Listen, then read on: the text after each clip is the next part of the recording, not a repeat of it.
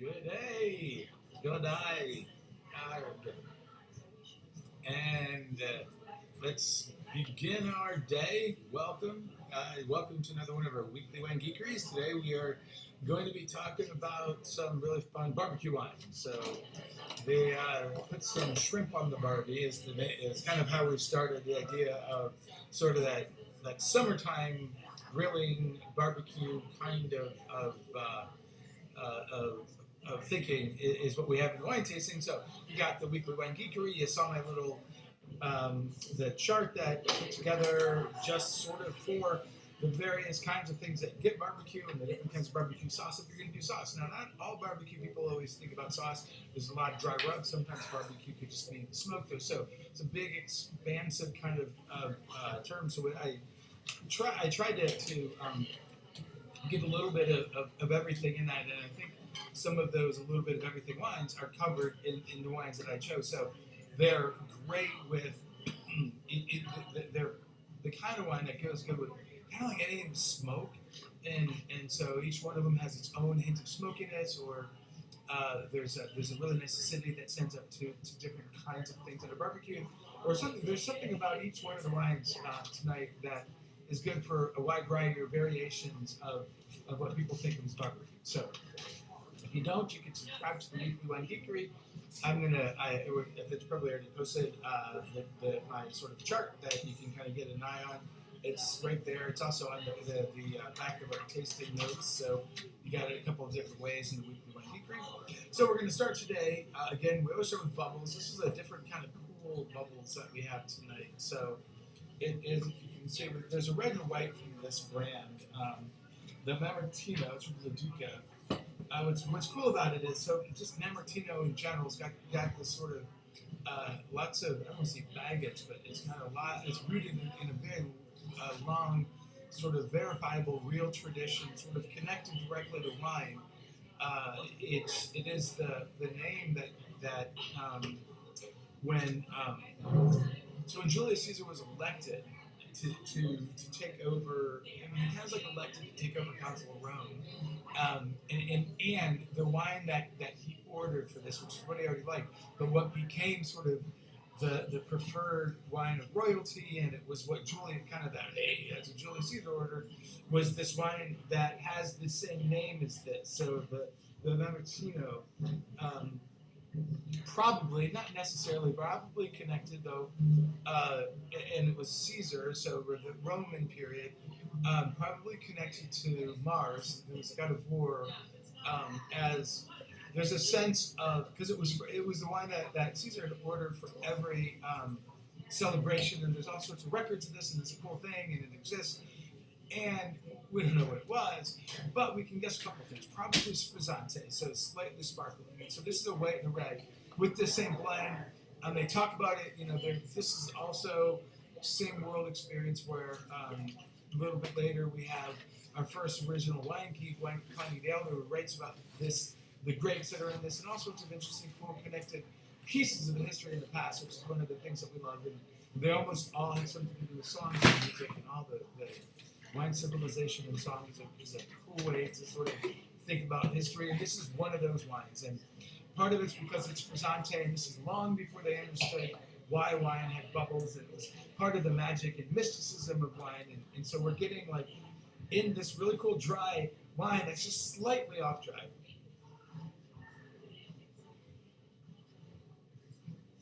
Almost semi-sweet, but then it finishes dry. So it's kind of like biting into, it almost tastes different to me today than it did last night. It's like biting into a pear that right in the center of that taste experience, and it kind of says a little bit of pear taste, but maybe that's what I thought of it. But like right in the center, biting into a pear, it becomes like kind of sweet, but really it finishes almost like salty. It's weird to describe a pear as salty, and I think if a pear was wine, if all wine was from pears, we'd have all 1,000 different words for salty, but the salinity, there's all sorts of that we have. The touch of effervescence in this, and it's a touch more than a touch. Like it is almost to Moscato, but it just makes it seem kind of spritzy, a lot like a Vino Verde, where it just makes it quite a step more refreshing. where like so the Vino Verde tends in the direction of like this tart lime. This one tends in the direction of a fruity, like a jammy, not necessarily sweet, off dry to semi-sweet. Something like a pear or a apricot or something that's got a melon, more between a pear and a melon. Yeah, almost cantaloupe. I mean, just straight up great though. Um, but it's light. It's slightly frizzy. It's a little bit different. It's a screw top. It's connected to the past. It's just one that I kind of couldn't pass up for barbecuing because that touches of sweetness there makes it great. Just super with all sorts of things that have a little bit of spice but not too much because this has some a touch of sweetness but also almost a florality. Like there's for one that has a little bit of sweetness and one that's $15. There's a little bit of complexity that just makes it kind of cool. Like the thing is like the complexity doesn't mean you have to kind of go, oh wow, I'd like to talk about the made up fruit that it just there's just a little bit more that's kind of happening and it's easy and anybody could like it. That's what's cool. Like it's not something that's at all sophisticated, not trying to be sophisticated. It's just really good and it's got a cool kind of history and it's got a screw top. I mean that's like all our favorite fruit. Screw top is a big important thing I think for like cool easy summer weddings. So that was the sparkling. I didn't bring over. The second wine was so we did a little precursor last night. So if you can see this, it's Vignedileo, and it is a wine called Verdicchio. And Verdicchio is two things. It's Italian, so it's place. And it's a place in Italy, so Verdicchio, and this one is from a specific region, the Classico Castello Jesi, which you can always look for, JSI. It's all you really get. There's a lot of stuff before that, but Verdicchio and JSI, that's one of the early regions. A lot of the Verdicchio from that area has very similar qualities, but most of them that are the Classico, and that's what this is, have a really intense, like, core, and when I say core, I don't mean that it envelops the whole thing, but more like in the center, like right in the mid palate of this, there's like a super explosive sense of either pineapple with a little bit of like green, just a slight hint of maybe like a green pepper or somewhere between a green and a red pepper, but there's like way in the background, a little bit of spice. And pineapple, but that sort of fades away into like a little bit of like a softer melon, and it finishes without it finishes dry. We have all this really like kind of stuff going on, and again, it's you can drink it like a Mountain Dew. You know, you can just sort of gulp it down, and I don't think that's a bad thing about it. I think it as it hits your mouth, it kind of makes you want to like it's different as right away. What's cool about this, and people are going to love this tonight. What's cool about this wine is it's way different than you expect from almost any wine that you've had. If you've never had a Verdicchio or one of these really, really cool, super fruity but still dry with a little bit of minerality, that kind of Italian white wine, it's like a what kind of wow changing experience. And this is one of those wines that's going to do it. It isn't even that it's because I don't want to say that. It's not even because it's as good as it is that it's going to be that like sort of changing thing. It's because it's so different. It's one of those kinds of wines that has such interestingly discernible, specifically discernible flavors in it that it can kind of just turn you on to wine in a way that says, wow, it really has all of those cool flavors, even if you're just drinking it out of one of those red cups sitting by the pool, that you can taste those cool flavors. And that's one of the things that I think just makes it a really cool, interesting, easy kind of, this is what I want wine. And again, all of these, the function of this wine tasting is to talk about wine with barbecue. So we're doing a summer food wine series. We started out with just sort of the taste of summer. This one today is going with barbecue and all the variations of barbecue. So one of the cool things about this is, so one of the three, my actual favorite style of barbecue sauce is the yellow or the mustard in type. Sort of really, really vinegar, probably apple vinegar, cider vinegar, excuse me, based yellow mustardy Carolina barbecue. So that's like if you look at the sheet that I have.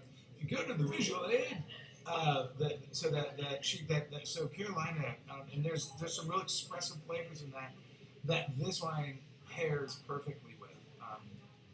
And so remember that was a little bit of something behind each of these. You can get some really, really great Carolina barbecue. If you ever go up towards like Kelly's Island or Putin Bay, on your way up there, I think it's on 4, Snooty's Barbecue.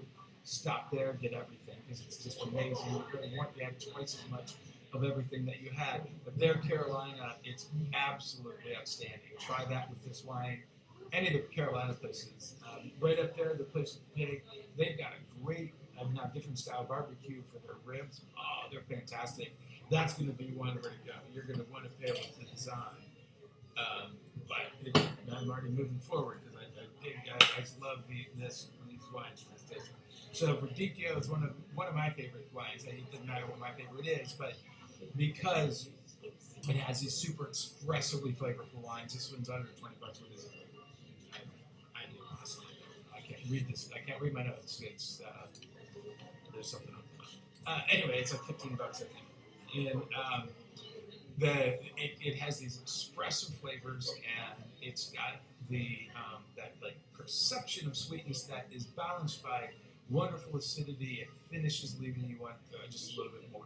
So those are the two whites. I can go with the white variety. Definitely, all of those like shrimps on the barbie kind of situation. That was like the title of the night, right? But a lot of those kinds of things when you're thinking about skewered shrimp, skewered chicken, those kinds of outdoor summery things like beachfront things.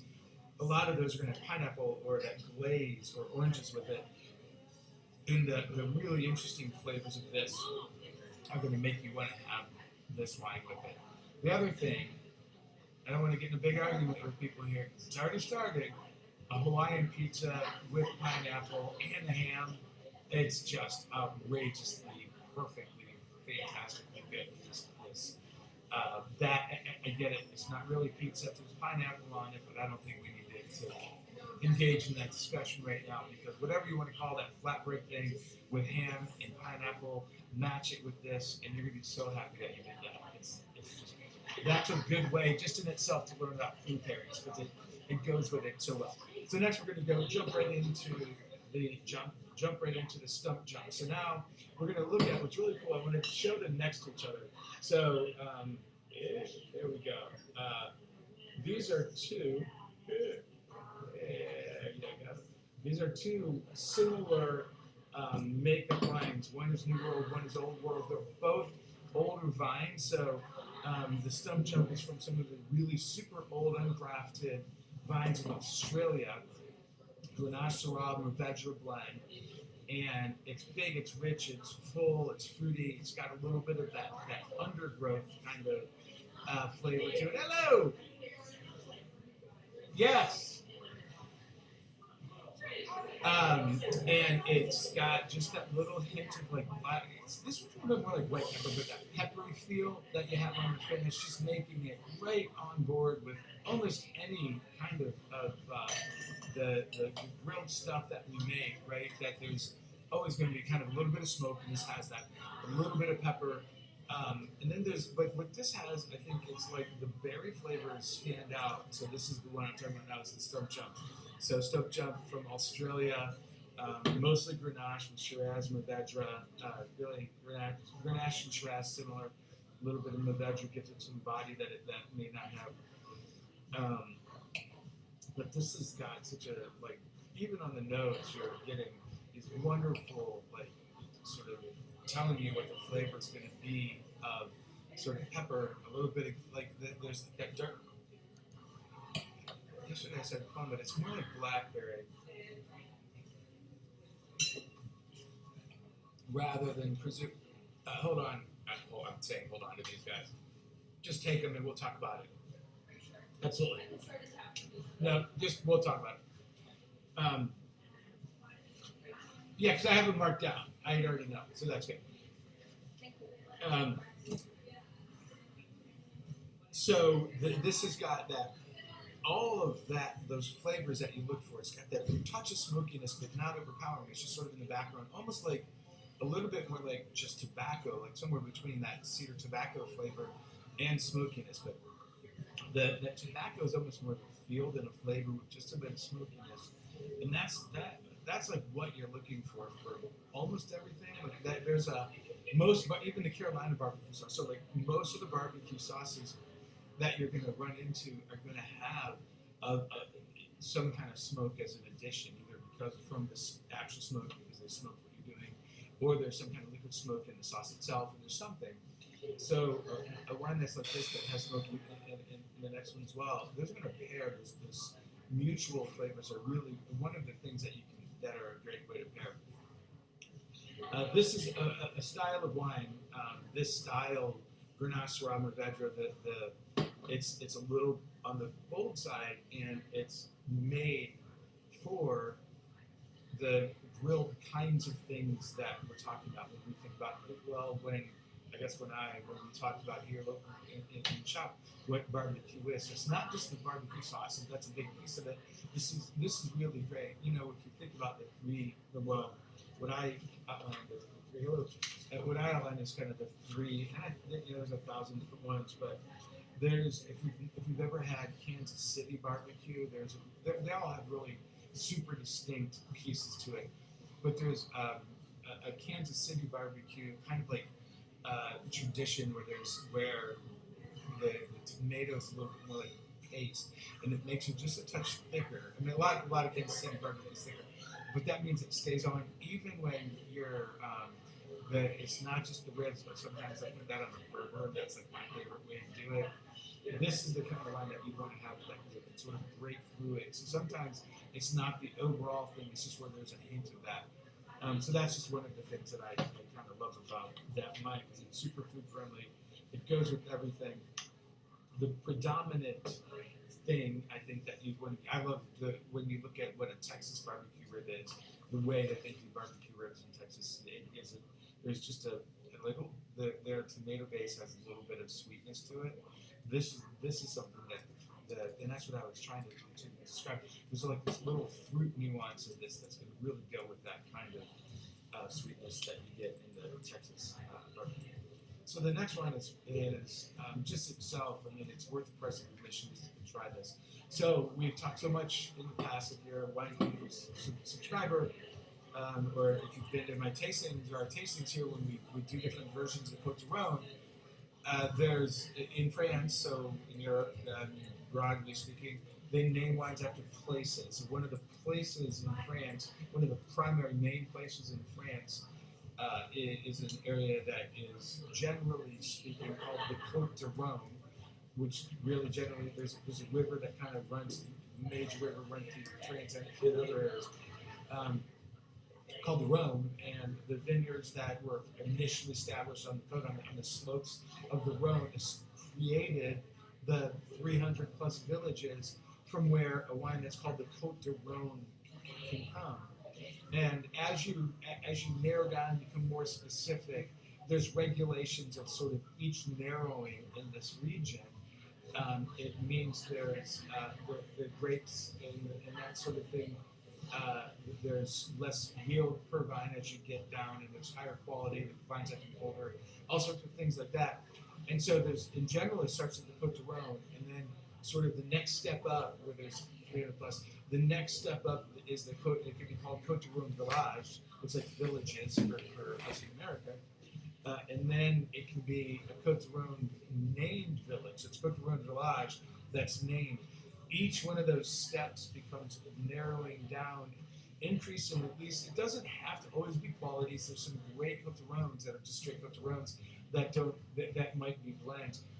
But the idea when you get something that's a named village, that's one step up from there is a cru, which is something like Chateauneuf-du-Pape. So Chateauneuf-du-Pape is that one step above, and that's sort of what I think that people ask me all the time. It's my favorite, or our favorite. It's one of our favorite styles of wine is a Chateauneuf-du-Pape. And this as a named village within the Côtes village, kind of is one of those step ups. One of the great things about what's just happening right now, if we can just forget why it's this way, is there's a lot of wines from some vintages from 2020, 2021, 22, where they still had to make wine, but people weren't going out to eat. And though there was a huge increase in wine, a lot of the increase in wine was not the higher caliber wine. And so there's a wonderful, for us, glut of these, what were $25 to $35, $45 bottles of wine. And so this one is Côtes Village, named Village Visan, which is one of the original historic places where they started planting Shiraz, and I'm saying Shiraz, so I was talking about soon. Syrah and Grenache. It's got all this really cool history, which we're not going to get into, but there's all this really cool history about where this comes from. Very old vines, some of the original vines. This is a sixth generation. This family, it's a sixth generation family. This is now only, I think it's $14, $15, and so it's maybe half price. I think if you Googled it, you'll probably see it at average price at $25 to $26, because it was higher. Now it's on sale significantly. Other people, not locally, I don't think, but other people sort of nationally could have it as well. So that significant will show at 25 is what it was. But anyway, it's a great deal. It's a great wine. It was a great wine at the 30 plus. It's fantastic at 15 or 16 months. And it's the wine itself. Like it's got these are 80-year-old vines that are super low yield. All organic, always all organic method. They didn't have to become organic; they just had to be tested to be organic. The minimalist amount of sulfur that is added. So there's like everything about what we love about great old-fashioned, small, family, multi-generational wine all in a glass. Plus, it's fantastic. Okay, so that's the Visan. Now we are moving to California.